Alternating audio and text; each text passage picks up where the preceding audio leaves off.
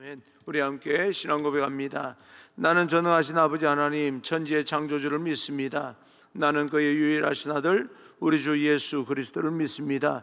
그는 성령으로 잉태되어 동정녀 마리아에게 나시고 본디오 빌라도에게 고난을 받아 십자가에 못 박혀 죽으시고 장사된 지 사흘 만에 죽은 자 가운데서 다시 살아나셨으며 하늘에 오르시어 전능하신 아버지 하나님 우편에 앉아 계시다가 거기로부터 살아있는 자와 죽은 자를 심판으로 오십니다. 나는 성령을 믿으며 거룩한 공교회와 성도의 교제와 죄를 용서받는 것과 몸의 부활과 영생을 믿습니다. 아멘. 오늘 선포되어질 하나님의 말씀은 누가복음 2장 15절부터 24절입니다. 누가복음 2장 15절부터 24절까지 말씀을 제가 교독해 올리겠습니다. 교독해 올립니다. 천사들이 떠나 하늘로 올라가니 목자가 서로 말하되 이제 베들레헴으로 가서 주께서 우리에게 알리신 바 이 이루어진 일을 보자 하고 빨리 가서 마리아와 모셉과 구유에 누인 아기를 찾아서 보고 천사가 자기들에게 이 아기에 대하여 말한 것을 전하니 듣는 자가 다 목자들이 그들에게 말한 것들을 놀랍게 여기되 마리아는 이 모든 말을 마음에 새기어 생각하니라. 목자들은 자기들에게 이르던 바와 같이 듣고 본 그 모든 것으로 인하여 하나님께 영광을 돌리고 찬송하며 돌아가니라. 할례할 8일이 되매 그 이름을 예수라 하니 곧 잉태하기 전에 천사가 일컬은 바라라. 모세의 법대로 정결 예식의 날이 참에 아기를 데리고 예루살렘에 올라가니 이는 주의 율법에 쓴 바 첫 해에 처음 난 남자마다 주의 거룩한 자라 하리라 한 대로 아기를 주께 드리고 또 주의 율법에 말씀하신 대로 산 비둘기 한 쌍이나 혹은 어린 집 비둘기 둘로 제사하려 함이더라. 아멘. 우리 앞뒤 좌우로 마음으로 함께 인사합니다. 축복합니다. 성령 충만하십시오. 인사합니다. 축복합니다. 성령 충만하십시오. 율법을 준수하는 율법의 완성자라고 하는 제목으로 여러분과 함께 오늘 이 하나님의 말씀을 통하여 주시는 음성을 듣겠습니다. 오늘도 우리가 하나님의 전에 이 성전에 나와서 예배하며 하나님을 만나는 기쁨을 누리고 있습니다. 그리고 각자의 자리에서 하나님의 말씀을 대하면서 정말 하나님께서 오늘도 내게 주시는 또 어떤 음성이 있을 것이다 기대하고 또 이 예배 가운데 함께 하나님을 대면하는 모든 하나님의 백성들 위해 하나님의 큰 은혜가 있기를 원합니다. 여러분, 복음이라고 하는 것은 온 백성에게 미칠 큰 기쁨의 좋은 소식이라고 말씀하고 있습니다. 여러분이 큰 기쁨의 소식을 받아들일 준비만 되어 있다면 복음을 가장 먼저 접하고 믿고 선포한 사람들의 그 기쁨에 함께 오늘도 마찬가지로 우리는 동참할 수가 있게 됩니다. 오늘 우리 모두에게 그때 누렸던 그 기쁨, 이 목자들이 누렸던 기쁨과 동방 박사들이 와서 예물을 드리면서 경배하면서 누렸던 그 기쁨이 여러분 안에 충만하기를 간절히 소망합니다. 세상에 많고 많은 사람들 가운데 하나님께서는 예수님의 탄생, 이 복음을 가장 먼저 말하자면 목자들에게 전해줍니다. 왜 목자들이 하나님의 이 예수 그리스도의 탄생 소식을 가장 먼저 접하는 사람으로 선택을 받았을까? 이들은 가장 먼저 복음의 소식을 전해 들었을 뿐만 아니라 그 복음을 가장 먼저 받아들였고 그리고 믿었고 더 나아가서 그 복음을 다른 사람에게 가장 먼저 증언하고 선포했던 사람들입니다. 왜 목자였을까요? 그들은 유목 생활을 하는 사람들이었고 당시 많은 사람들로부터 멸시의 대상이었습니다. 그래서 예수님 시대에는 이 목자들은 어떤 그 사고 사건이 일어나더라도 법정에서 증언할 수 없었습니다. 다시 말하면 법의 보호를 받을 수 없었던 사람들, 목자들은 특히 애굽 사람들에게는 가장 혐오의 대상이었다, 그렇게 전해지고 있습니다. 당시 목자들이 하는 말을 우리는 믿을 수가 없어 라고 할 정도로 그들은 사람들에게 멸시를 받는 그런 사람들이었고, 성경을 이렇게 읽다 보면은 맨 처음 목자는 아벨이었습니다. 그 첫 목자 아벨이 가인에게 희생을 당하게 됩니다. 피를 흘림으로 인하여서 우리는 다시 한번 이 아벨이 우리에게 예표되는 그리스도의 모습을 우리는 성경 속에서 보게 됩니다. 예수님도 이 땅에 오셔서 나는 선한 목자라라고 이야기를 하십니다. 그래서 그분은 99마리의 양을 제쳐놓고 한 마리의 양을 나서는 좋은 목자, 그 한 마리의 양이요 바로 나입니다. 여러분 한 사람 한 사람이기 때문에 99마리를 옆에 두고 또 관리를 잘 하라고 하는 당부를 하고 했는지 어쨌는지 두고 잃어버린 한 마리 양입니다. 잃어버린 한 마리 양, 그 한 마리 양에 관심을 가지시는 그런 선한 목자, 바로 예수 그리스도이십니다. 오늘 성경 본문은 한 마리의 어린 양의 태어남으로 인하여서 너무나 설레고 기뻐하는 그런 목자의 모습을 우리는 보게 됩니다. 이 목자들은 한밤중에 양을 치고 있었다, 그렇게 기록하고 있는데요, 하나님은 그들에게 하나님의 사자를 통하여서 다윗의 동네에 오늘 너희를 위하여 구주가 태어났다라고 전합니다. 이들의 반응을 한번 보게 되면 15절 16절입니다. 천사들이 떠나 하늘로 올라가니 목자가 서로 말하되 이제 베들레헴으로 가서 주께서 우리에게 알리신 바 이 이루어지는 보자 하고 빨리 가서 마리아와 요셉과 구유에 누인 아기를 찾아서 그들은 주의 사자가 전하여 준 말씀을 의심하지 아니하고 그대로 받아들이고 즉각적으로 반응을 합니다. 그리고 그들은 그 말씀 앞에 흥분하고 설레기 시작합니다.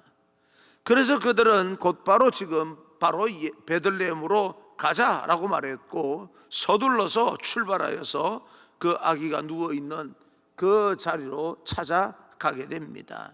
사랑하는 성도 여러분, 오늘날 믿음의 사람들에게 필요한 것은 바로 이런 설렘입니다. 어떤 소식을 들었을 때 또 다른 흥분을 할 수 있는 그런 마음이 우리에게 필요합니다.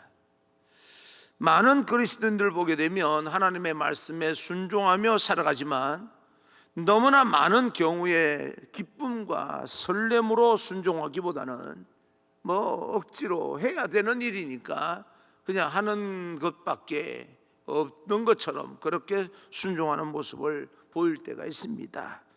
순종하지 않는 것보다야 훨씬 좋아 보이기는 하지만, 그러나 그 마음 안에 설렘과 흥분이 없다는 것은 어떤 열정을 잃어버렸다라고 하는 말과 거의 맥락을 같이 하는 것이 아닌가라고 생각을 해보는 거지요. 여러분, 인생을 살아가면서 여러분 안에 어떤 소식으로 인하여서 뭔가 설레고 흥분이 되고 기쁨이 충만한 그런 인생으로 회복되기를 바라는데, 그 여러분을 설레고 기쁘고 흥분되게 만드는 소식이 바로 예수 그리스도이기를 간절히 소망합니다.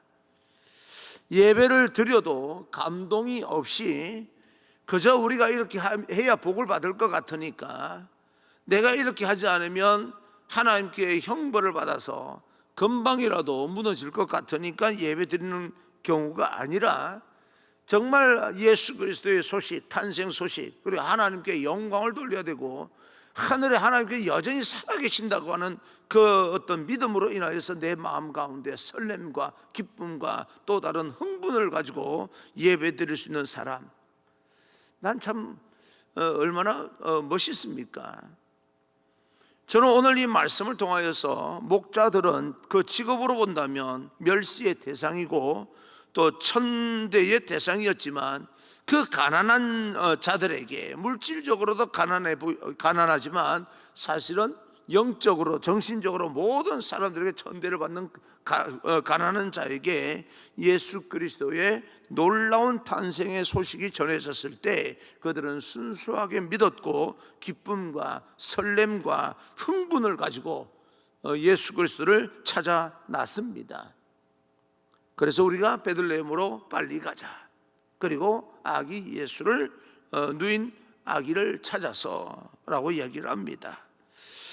오늘 이 목자의 이 여러 가지 순종하는 그런 어떤 이 모습들, 그리고 설렘과 흥분과 또 다른 어떤 이 열정들, 이것이 그대로 우리에게 회복되기를 간절히 축복합니다.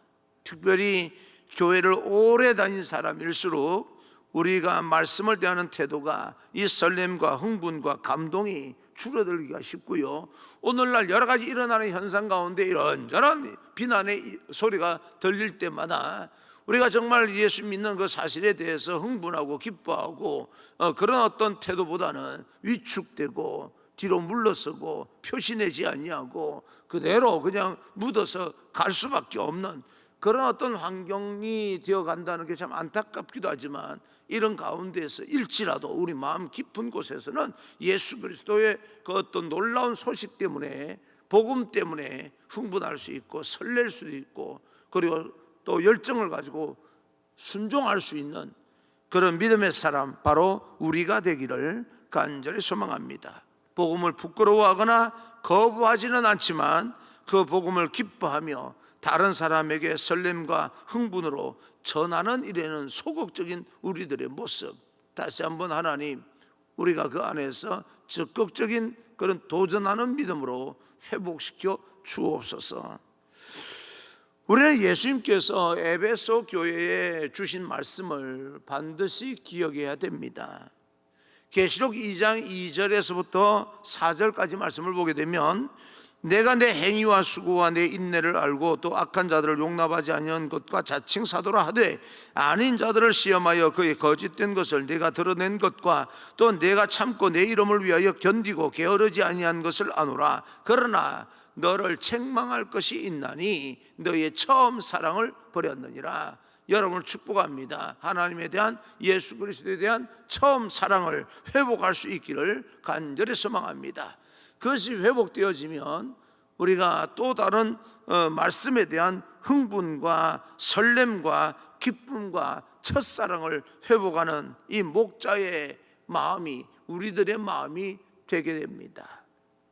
그 목자 한밤중에 양을 치면서 모든 사람에게 멸시를 받고 있지만, 아무도 믿어주는 그런 신뢰받지 못하는 삶을 살고 있지만, 예수님의 탄생 소식이 제일 먼저 들려지고, 그리고 또 그 소식이 들려지는 대로 설렘과 흥분과 기쁜 마음으로 찾아가서 아기 예수를 보면서 함께 그 마음이 좋아졌던 것처럼 우리도 그런 어떤 놀라운 복음의 소식을 통해 흥분할 수 있고 다시 회복될 수 있는 그런 귀한 인생으로 우리는 살아야 됩니다. 20절입니다. 20절, 목자들은 자기들에게 이르던 바와 같이 듣고 본 그 모든 것으로 인하여 하나님께 영광을 돌리고 찬송하며 돌아가니라.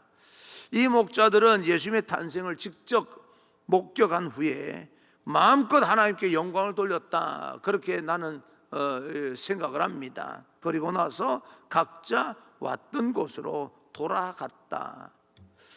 저는 이 말씀을 이렇게 묵상하면서 하나님께 영광을 돌리고 찬송하고 그리고 돌아갔다는데 참 마음이 많이 이렇게 쏠립니다. 하나님이 우리에게 말씀을 주시고 은혜를 주시는 목적이 무엇일까라고 하는 생각도 해봤습니다. 그 말씀에 순종하고 그것을 통하여서 하나님 앞에 성전에서 예배를 드리면서 받은 은혜를 가지고 마음껏 찬송하고 마음껏 예배를 드린 후에 우리는 어디로 돌아가야 되는가?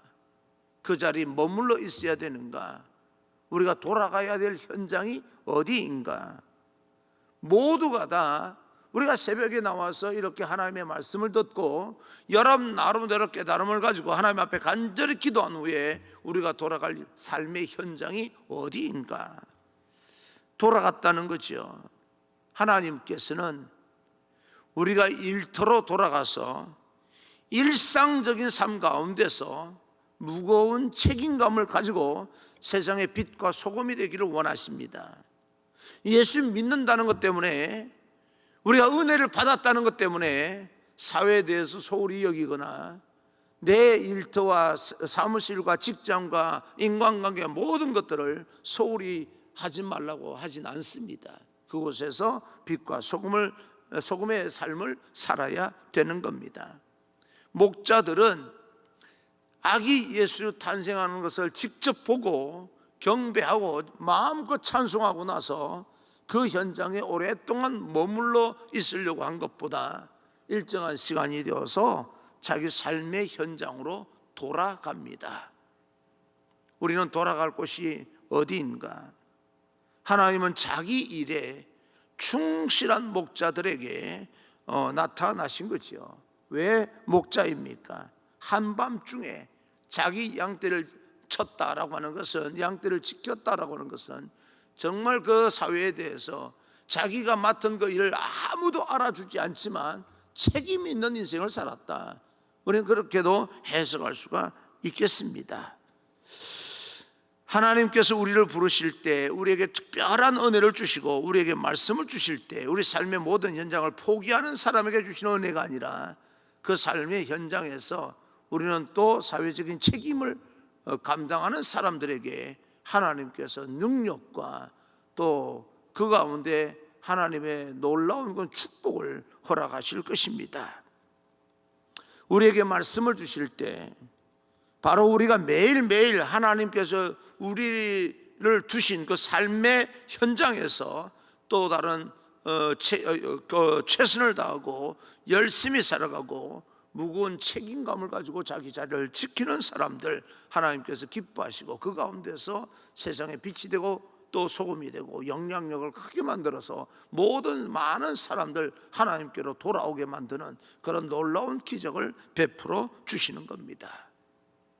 우리의 삶에 우리가 돌아갈 하나님의 은혜를 받고 하나님과 함께 돌아갈 현장, 삶의 현장은 어디인가? 오늘날 우리는 어디에 서 있어야 되는가? 우리가 또 아기 예수의 정결의식을 보게 되는데요, 예수님께서 태어난 지 8일 만에 이름이 주어지고 할례를 받게 됩니다. 그리고 40일째 되는 날 예루살렘 성전으로 데리고 가서 번제와 속죄제를 드리게 되는데요, 모든 유대인의 첫째 아이에게 행하는 율례를 그대로 지키고 있습니다.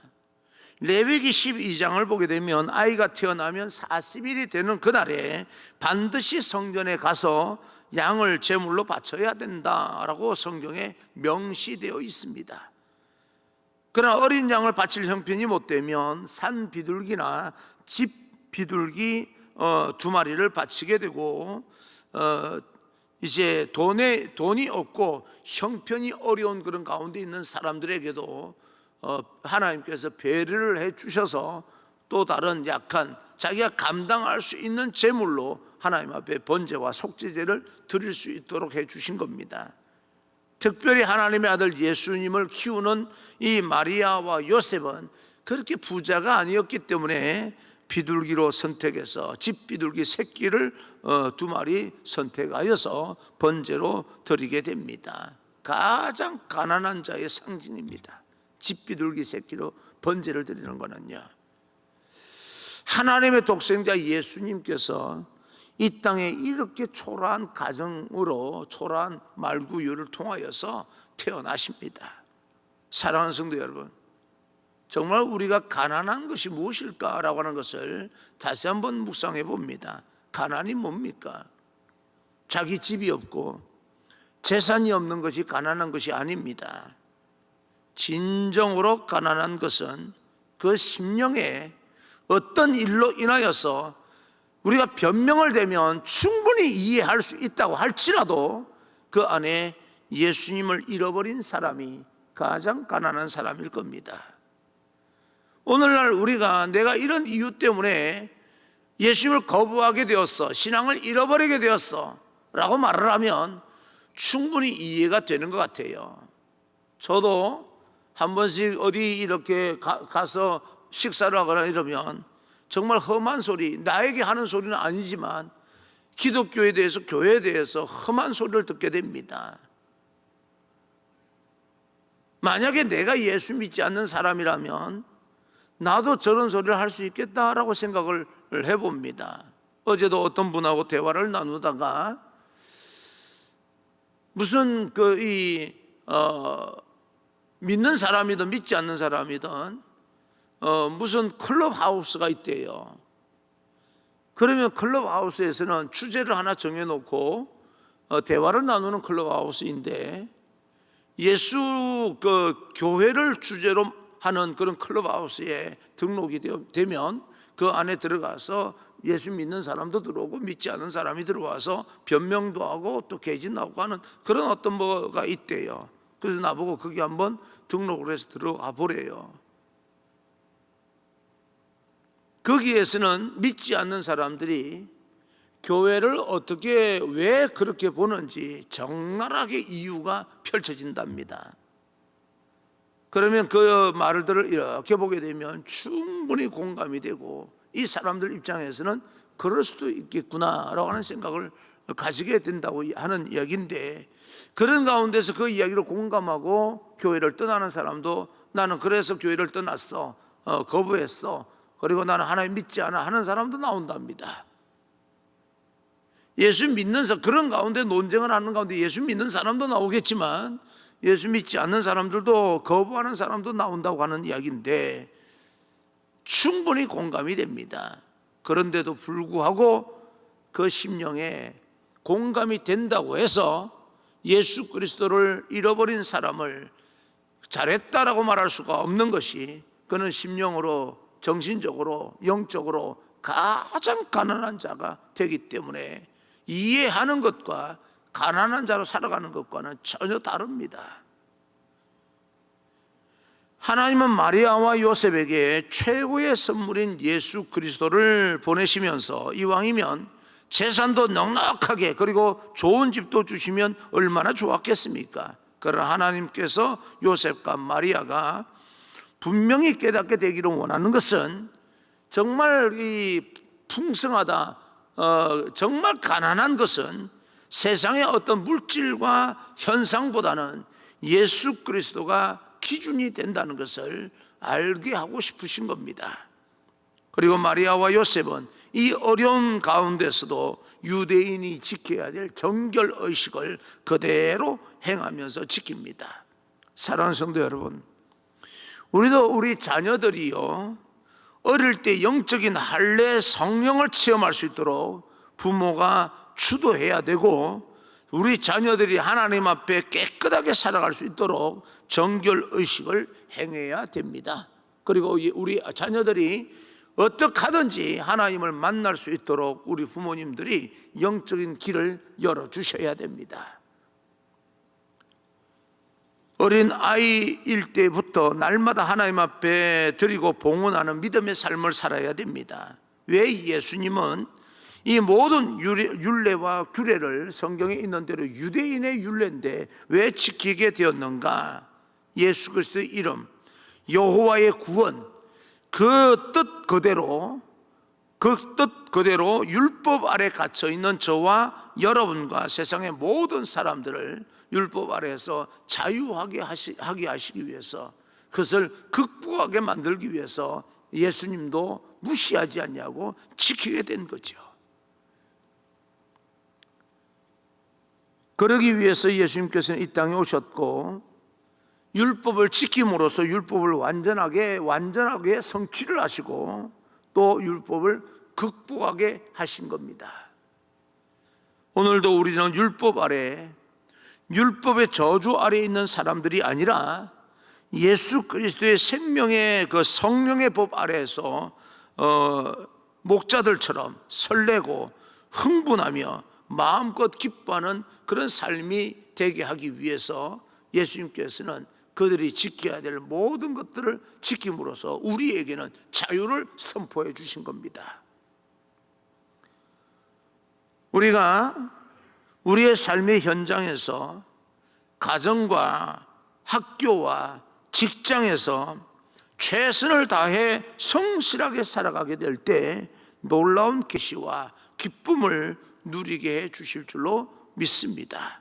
오늘 그 하나님과 동행하는 그런 귀한 인생이 되시기를 바라고, 여러분 안에 하나님의 마음, 아버지의 그 세례 요한이 태어나기 전에 사가랴와 엘리사벳에게 천사가 나타나서 엘리야의 심령과 엘리야의 아버지의 마음이 자식들에게 물려지고 거스르는 자에게 슬기로운 그런 어떤 의인의 슬기로운 그런 어떤 슬기를 제공해 준다라고 하는 것처럼, 여러분들로 인하여서 우리 자녀들에게 부모의 마음이 전달이 되고 거스르는 우리 자녀들에게 의인의 슬기로움이 충만하게 되는 그런 역사가 여러분을 통해서 전달되어지고 가정에서 회복되어지기를 간절히 소망하는 것입니다.